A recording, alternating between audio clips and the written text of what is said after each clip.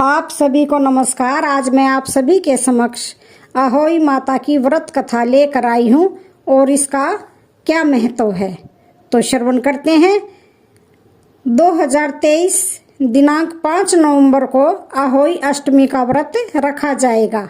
यह व्रत माताएं अपने बच्चों की लंबी उम्र के लिए रखती हैं और अहोई माता की पूजा करती हैं। हमारे हिंदू धर्म में अहोई अष्टमी व्रत का विशेष महत्व है। इस दिन माताएं अपने बच्चों की लंबी उम्र के लिए व्रत रखती हैं और अहोई माता की पूजा अर्चना करती हैं। अहोई अष्टमी कार्तिक माह के कृष्ण पक्ष की अष्टमी तिथि को आती है। यह व्रत सभी माताओं के लिए बेहद महत्वपूर्ण है और इस दिन विशेष अनुष्ठान भी किए जाते हैं। अहोई अष्टमी व्रत भी बेहद कठिन माना जाता है। इस दिन माताएं अपने बच्चों की लंबी उम्र और उनकी तरक्की के लिए व्रत रखती हैं और अहोई माता की पूजा करती हैं।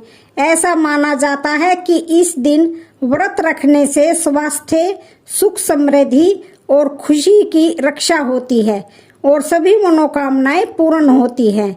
यह त्योहार माँ और बच्चे के बीच अटूट प्यार को दर्शाता है। इस दिन माताएं अपने बच्चों के कल्याण, प्यार और सफलता के लिए कठोर व्रत का नियम अनुसार पालन करती हैं। अहोई अष्टमी के दिन सबसे पहले ब्रह्म मुहूर्त में स्नान करें और व्रत का संकल्प ले। व्रत संकल्प लेते हुए कहें कि हे अहोई माता, मैं अपनी संतान की लंबी उम्र और उसके सुखमय जीवन के लिए यह व्रत कर रही हूँ। हे माता, मेरी संतानों को सुखी और स्वस्थ रखे। इस व्रत में माँ अहोई की पूजा की जाती है। इस दिन उनके पूजा के लिए गेरू से दीवार पर अहोई माता की चित्र बनाएं और इस बात का ध्यान रखें कि चित्र में अहोई माता के साथ स्याहू और उनके 7 पुत्रों को जरूर बनाएं। उसके बाद जब चित्र बन जाए तो माँ को चावल, मूली और सिंघाड़ा फल चढ़ाएं और सुबह दिया रखकर कथा पढ़ें। कथा के दौरान जो अक्षत हाथ में लेते हैं उसे अपनी साड़ी या चुन्नी में बांधकर रख ले। इसी के साथ पूजा के समय एक लोटे में पानी और उसके ऊपर एक करवे में पानी रखा जाता है और संध्या के समय फिर से बनाए गए चित्र की पूजा की जाती है। इसके पश्चात जो लोटा पूजा में इस्तेमाल किया जाता है उसी लोटे के पानी से शाम को चावल के साथ अर्घ्य दे।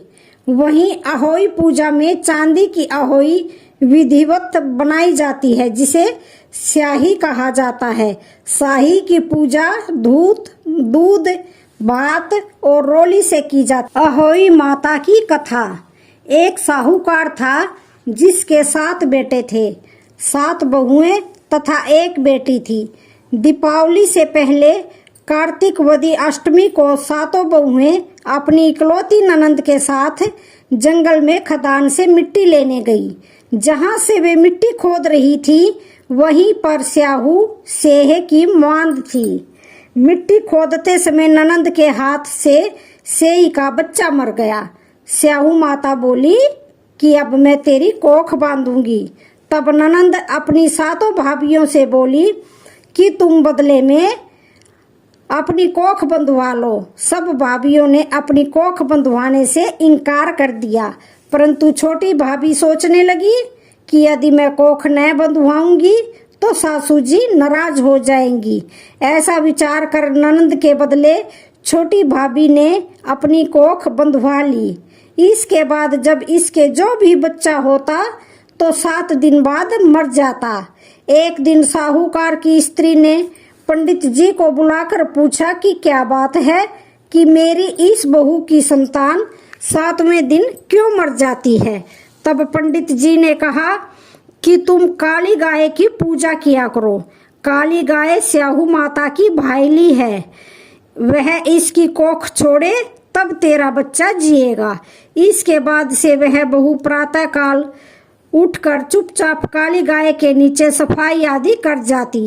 एक दिन गौ माता बोली कि आजकल कौन मेरी सेवा कर रहा है, सो आज मैं देखूंगी।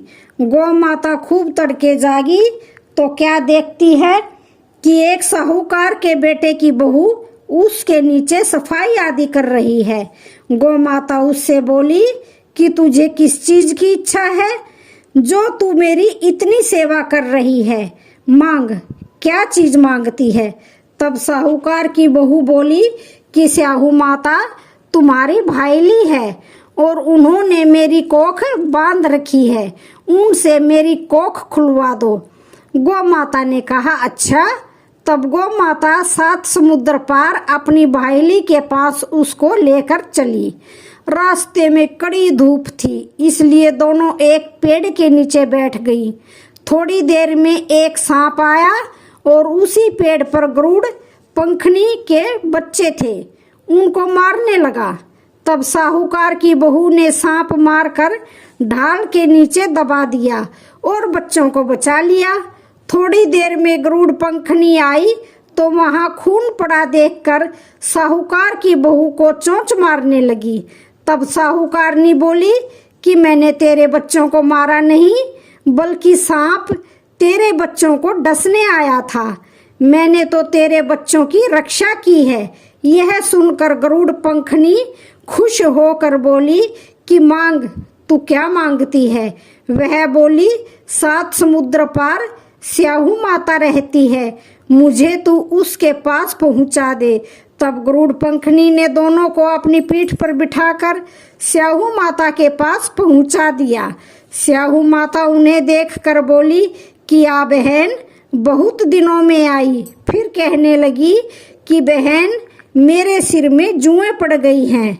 तब सुरही के कहने पर साहूकार की बहू ने सलाई से उसकी जुएं निकाल दी।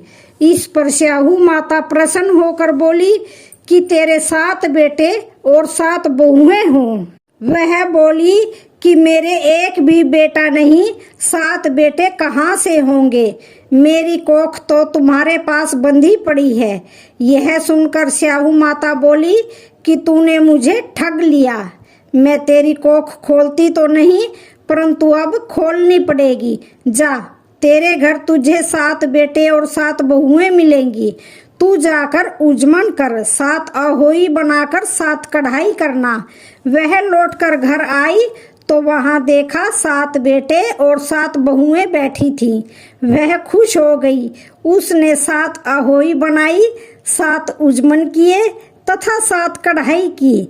दीपावली के दिन जेठानियां आपस में कहने लगी कि जल्दी जल्दी पूजा कर लो, कहीं छोटी बहू बच्चों को याद करके रोने न लगे।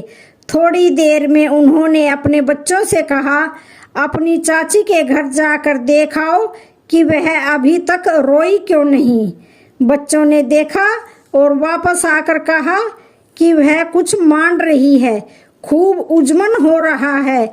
यह सुनते ही जेठानियां दौड़ी दौड़ी उसके घर गई और जाकर पूछने लगी कि तूने कोख कैसे छुड़ाई। वह बोली, तुमने तो कोख बंधाई नहीं, सो मैंने कोख बंधा ली थी।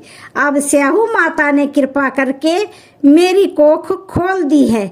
स्याहू माता ने जिस प्रकार उस साहूकार की बहू की कोख खोली, उसी प्रकार हमारी भी खोलियो, सबकी खोलियो, कहने वालों की तथा हुंकारा भरने वालों की तथा परिवार की कोख खोलियो। जय अहोई माता की। तो आज की वीडियो का यहीं पर समापन होता है। वीडियो अच्छी लगे तो चैनल को लाइक, शेयर, सब्सक्राइब